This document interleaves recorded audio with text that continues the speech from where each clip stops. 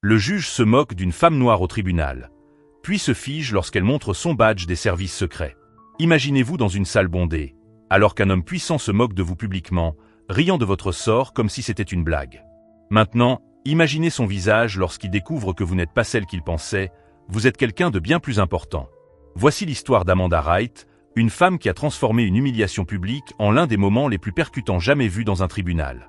Ce qui s'est passé dans cette salle a changé à jamais la vie d'un juge arrogant et est devenu un symbole de la façon dont les préjugés peuvent coûter cher à ceux qui jugent sur l'apparence. C'était un matin glacé de janvier au tribunal central de la ville. L'imposant bâtiment de marbre blanc, construit il y a plus d'un siècle, abritait dans ses murs des histoires de justice et d'injustice, de victoire et de défaite. Mais ce jour-là, ces murs allaient être témoins de quelque chose de différent. Un moment qui serait partagé des millions de fois et deviendrait un symbole de changement. Le juge Thomas Miller, connu pour son tempérament difficile et ses décisions controversées, présidait une autre affaire dans son agenda chargé. Avec 30 ans d'expérience, il se considérait pratiquement infaillible.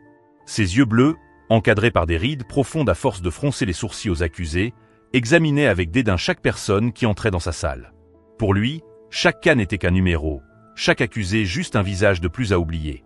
L'atmosphère était tendue. Les néons bourdonnaient doucement au-dessus des bancs en bois poli, tandis que des dizaines de personnes attendaient dans un silence sépulcral. Les avocats ajustaient leurs cravates nerveusement, les assistants chuchotaient entre eux, et les huissiers maintenaient leur posture rigide habituelle. L'air semblait lourd, chargé d'une attente que personne ne savait expliquer. Amanda Wright entra dans la salle d'un pas ferme démesuré. Elle portait un tailleur bleu marine impeccable de Nordstrom, ses cheveux noirs attachés en un chignon parfait. Sa posture était élégante, professionnelle, mais pour le juge Miller, elle n'était qu'une femme noire de plus qui avait eu des problèmes avec la loi. Une affaire de plus à expédier rapidement avant le déjeuner. Si vous aimez cette histoire de justice et de rédemption, n'oubliez pas de vous abonner à la chaîne pour ne pas manquer nos prochaines narrations percutantes. Parce que ce qui est sur le point de se passer dans ce tribunal va vous couper le souffle. Le juge ajusta ses lunettes de lecture et laissa échapper un rire narquois en feuilletant le dossier. Sans même donner à Amanda la chance de se présenter, il commença son spectacle personnel d'humiliation publique. Eh bien, sa voix résonna dans la salle, chargée de sarcasme, encore une personne qui pense être au-dessus des lois. Laissez-moi deviner. Vous allez dire que tout cela est un malentendu. Certains spectateurs se tortillèrent inconfortablement sur leur siège. Le procureur, un jeune homme nommé Michael Ross, se mordit la lèvre, visiblement mal à l'aise face à la conduite du juge. La tension dans la salle était palpable, comme un fil sur le point de rompre. Mais Amanda resta impassible, son visage un masque de calme qui cachait un secret qui allait bouleverser ce tribunal. Ce que personne ne savait, pas même l'expérimenté juge Miller, c'est que ce jour allait tout changer. La femme qu'il ridiculisait n'était pas une accusée ordinaire. Ses 15 ans d'expérience sur le terrain, ses décorations et son dossier impeccable étaient sur le point de se révéler de la manière la plus dramatique possible. Amanda observa le juge avec un regard pénétrant, ses yeux marron foncé ne montrant aucun signe de peur ou d'hésitation. Elle avait affronté des situations bien plus dangereuses dans sa carrière, géré des menaces bien plus importantes qu'un juge prétentieux. Mais aujourd'hui serait différent. Aujourd'hui, elle n'était pas là pour se défendre. Elle était là pour exposer un système brisé. Le juge Miller continua sa performance, sa voix devenant de plus en plus forte et plus narquoise. « Vous savez, mademoiselle Wright, dit-il, soulignant son nom de famille avec un ton de dérision, en toutes mes années dans ce tribunal, j'ai déjà vu toutes sortes d'excuses. Mais quelque chose me dit que la vôtre va être particulièrement intéressante. » Il sourit, ce sourire arrogant de quelqu'un qui a déjà décidé du résultat avant même d'entendre les arguments. Il ne savait pas que ses paroles étaient enregistrées, chaque geste de mépris enregistré, chaque moment de préjugé documenté. Et dans les prochaines minutes, tous ceux qui se trouvaient dans cette salle allaient apprendre une leçon qu'ils n'oublieraient jamais sur le danger de juger les gens sur l'apparence. Amanda Wright n'était pas là par hasard. Elle était là pour marquer l'histoire. Le silence dans le tribunal devint encore plus dense lorsque le juge Miller se pencha en avant, ses doigts tambourinant sur la table en chêne massif. « Mademoiselle Wright, continua-t-il, savourant chaque mot comme s'il s'agissait de bonbons sur sa langue, peut-être pourriez-vous nous expliquer pourquoi vous pensez que les lois ne s'appliquent pas à vous. » Amanda resta assise, droite et impassible. Son calme commençait à irriter visiblement le juge. Normalement, à ce stade, les gens trembleraient déjà, supplieraient ou tenteraient de s'expliquer désespérément. Mais elle se contentait de l'observer avec un regard ferme et contrôlé. « Monsieur le juge, tenta d'intervenir le procureur Michael Ross, peut-être devrions-nous procéder à la présentation formelle des accusations. » Mais le juge Miller l'interrompit d'un geste brusque de sa main. Non, non, maître Ross. Mademoiselle Wright a clairement quelque chose d'important à nous dire. Après tout, elle est si sereine. Les minutes suivantes furent un spectacle d'arrogance judiciaire.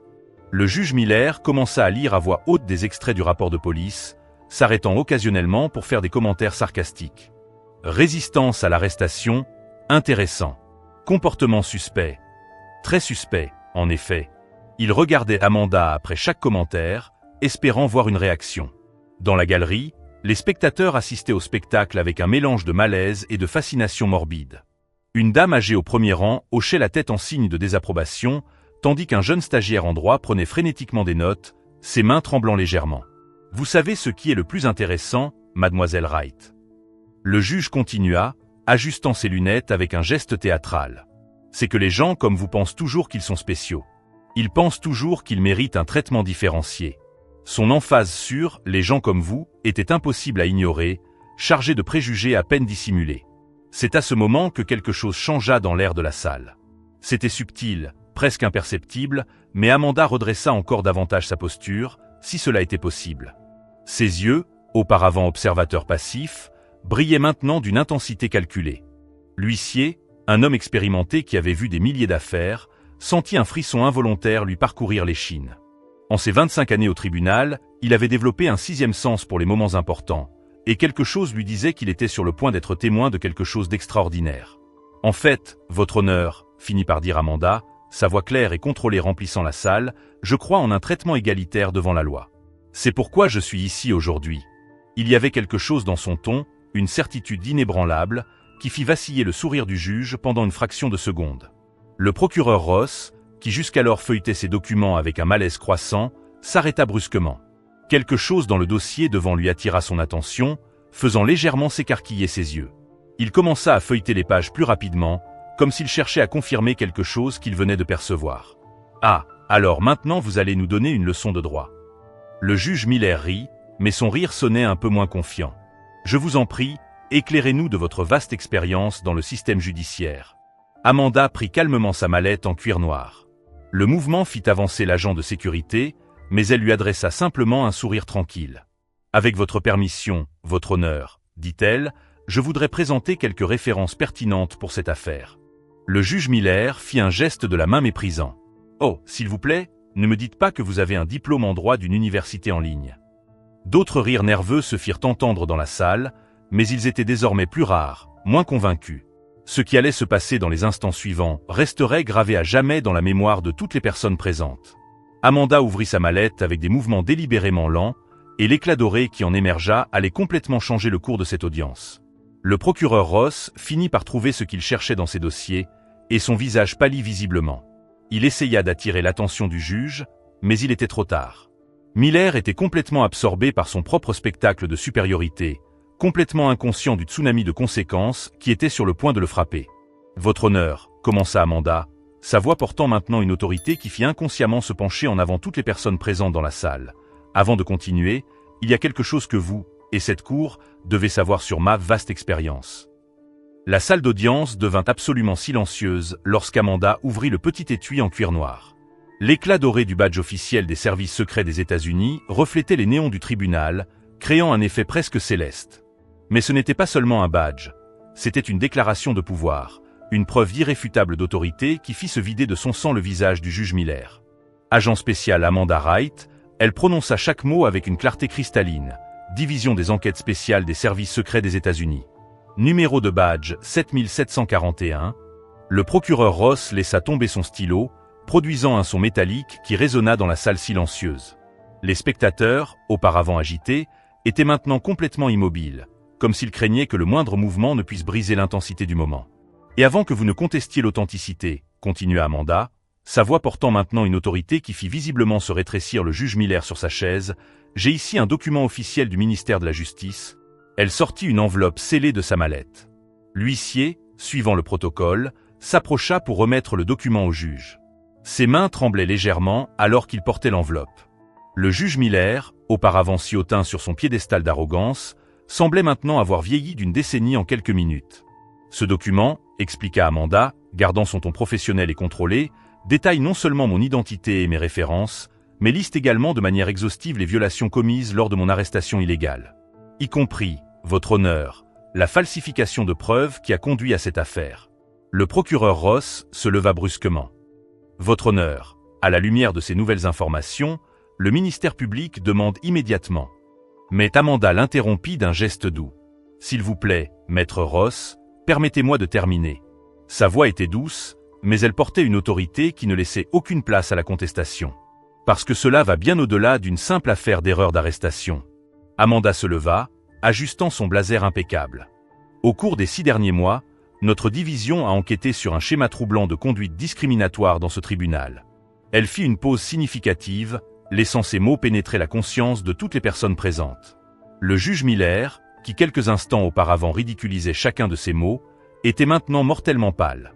Ses mains, auparavant si fermes en frappant son marteau, tremblaient maintenant visiblement alors qu'il essayait d'ouvrir l'enveloppe du ministère de la Justice. Les agents qui m'ont arrêté, continua Amanda, sa voix résonnant dans la salle silencieuse, ne se sont même pas donné la peine de vérifier mes références. Pourquoi? Parce qu'ils n'ont vu qu'une femme noire dans un quartier à prédominance blanche. Et vous, votre honneur, elle se tourna directement vers le juge Miller. Venez de démontrer exactement le type de préjugé institutionnel sur lequel nous enquêtons. L'air dans la salle devint encore plus lourd. Certaines personnes présentes commencèrent à se rendre compte qu'elles n'étaient pas seulement témoins d'une affaire judiciaire.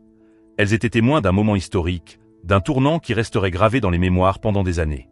Ce tribunal, continua Amanda, sa voix portant maintenant un poids qui fit se redresser toutes les personnes présentes sur leur siège, n'est pas votre scène personnelle pour l'humiliation publique, votre honneur. C'est un temple de la justice. Ou du moins, il devrait l'être. Elle ouvrit à nouveau sa mallette, sortant cette fois une pile de documents méticuleusement organisés. J'ai ici des registres de dizaines d'affaires similaires à la mienne. Des personnes jugées non pas pour leurs actions, mais pour la couleur de leur peau. Des personnes ridiculisées non pas pour leur conduite, mais pour leur nom de famille ou leurs origines. Le juge Miller essaya de parler, mais sa voix le trahit. Pour la première fois de sa longue carrière, il était complètement sans voix. Le procureur Ross feuilletait frénétiquement ses documents, comme s'il cherchait une issue inexistante à cette situation. Et maintenant, conclut Amanda, sa voix baissant à un ton presque confidentiel qui, néanmoins, était parfaitement audible dans toute la salle. Vous avez 2 choix, votre honneur. Vous pouvez accepter que votre comportement d'aujourd'hui soit inclus comme preuve dans notre enquête fédérale. Ou vous pouvez faire ce qui est juste et commencer à reconnaître vos propres préjugés. Le silence qui suivit fut assourdissant. Personne n'osait respirer. Le destin d'une carrière judiciaire de 3 décennies était suspendu à un fil, et tout le monde le savait. Et puis, quelque chose d'extraordinaire se produisit. Le juge Miller regarda les documents dans ses mains tremblantes, puis Amanda, et enfin la salle remplie de témoins silencieux. En ses 30 années de carrière, il s'était considéré comme intouchable, supérieur. Maintenant, en quelques minutes, son monde s'écroulait. Votre honneur, intervint à nouveau le procureur Ross, sa voix urgente, le ministère public demande l'abandon immédiat de toutes les charges contre l'agent Wrighté. Il fit une pause, avalant sa salive, et aimerait enregistrer des excuses formelles au nom de l'État. Mais Amanda n'avait pas fini. Avec le même calme qu'elle avait maintenu tout au long de la séance, elle sortit un document de plus de sa mallette. Ceci, mesdames et messieurs, annonça-t-elle à toute la salle, est un décret signé par le directeur des services secrets, autorisant une enquête complète sur les pratiques discriminatoires dans ce tribunal. Le juge Miller laissa échapper un son étouffé. Son visage, auparavant rouge d'arrogance, était maintenant blanc comme un linge. « Agent Wright, commença-t-il, sa voix presque suppliante, nous pouvons sûrement résoudre cela d'une manière plus discrète ?» termina Amanda, haussant un sourcil. « Comme vous avez été discret en m'humiliant publiquement ? Comme vous avez été discret en faisant des suppositions sur ma personne basées uniquement sur la couleur de ma peau. » Sa voix, bien que contrôlée, portait le poids de milliers de personnes qui avaient vécu des situations similaires. La salle était électrisée. Le jeune stagiaire en droit avait abandonné ses notes, complètement hypnotisé par la scène. La dame âgée au premier rang souriait maintenant, des larmes silencieuses coulant sur son visage ridé. « À partir d'aujourd'hui, continua Amanda, sa voix résonnant dans la salle, chaque décision que vous avez prise au cours des 5 dernières années sera révisée. Chaque commentaire désobligeant, chaque sentence disproportionnée, chaque abus de pouvoir sera examiné minutieusement. » Le juge Miller essaya de se reprendre, s'accrochant aux derniers vestiges de son autorité. « Vous ne pouvez pas. » commença-t-il, mais Amanda l'interrompit d'un geste ferme. « Je peux, je dois, et je vais le faire, déclara-t-elle. Parce que ce n'est pas seulement mon combat. C'est le combat de chaque personne qui est entrée dans cette salle et qui a été jugée non pas pour ses actions, mais pour son apparence. C'est le combat de chaque citoyen qui mérite une justice véritable, et non des préjugés déguisés en loi. Amanda se tourna alors vers la galerie, son regard parcourant chaque visage présent. Ce qui s'est passé ici aujourd'hui n'est pas la fin. C'est juste le début. Un message clair que personne n'est au-dessus des lois. Surtout ceux qui sont chargés de les appliquer. Le silence qui suivit fut assourdissant. Le juge Miller, vaincu, finit par prononcer les mots que tout le monde attendait. Affaire classée. Toutes les charges contre l'agent Wright sont abandonnées. Mais avant que son marteau ne puisse frapper, Amanda fit sa dernière déclaration. Et juge Miller? La prochaine fois que vous serez sur le point de rire de quelqu'un dans votre tribunal, rappelez-vous ce jour. Rappelez-vous que les apparences sont trompeuses et que la vraie justice est aveugle, non pas au caractère, mais aux préjugés. Sur ces mots, elle ramassa ses affaires et se dirigea vers la sortie, laissant derrière elle un juge humilié et une salle remplie de personnes qui avaient été témoins non seulement de la justice rendue, mais d'un véritable changement commençant à se produire. Si cette histoire a touché votre cœur et que vous croyez que plus de personnes ont besoin de la connaître, n'oubliez pas de vous abonner à la chaîne, de la partager avec vos amis et de laisser votre j'aime. Ensemble, nous pouvons faire la différence et lutter contre les préjugés sous toutes leurs formes. Rendez-vous à la prochaine vidéo, avec plus d'histoires qui vont inspirer et transformer des vies. Parce que parfois, tout ce dont nous avons besoin pour changer le monde, c'est du courage d'une seule personne prête à se lever contre l'injustice.